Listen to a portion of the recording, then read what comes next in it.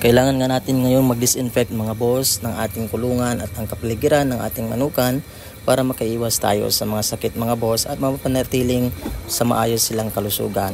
So ito mga boss ay gumamit lang ko dito ng Zonrox at bleach powder mga boss.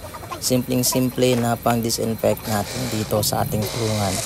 May mga ready-made na disinfectant naman mga boss na mabibili natin sa mga poultry supplies or sa mga online shops mga boss, pero ito na lang muna yung ginamit ko ngayon. So para makatipid tayo, yung mga nabibili lang natin dito sa mga tindahan, ito nga at Zonrox at simpleng bleach lang ating ginagamit.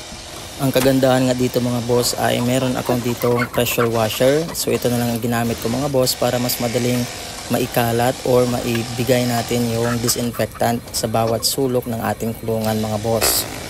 Mas mainam nang ang gawing ito mong regular mga boss yung pag-disinfect natin dito sa ating kulungan at sa ating kapaligiran upang maiwasan yung mga sakit mga boss, dahil ngayon nga ay uso na naman yung sipon at halak sa ating mga alagang manok.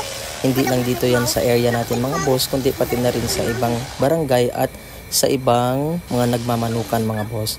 So ito na yung ating preventive maintenance na tinatawag na hopefully ay maging effective mga boss.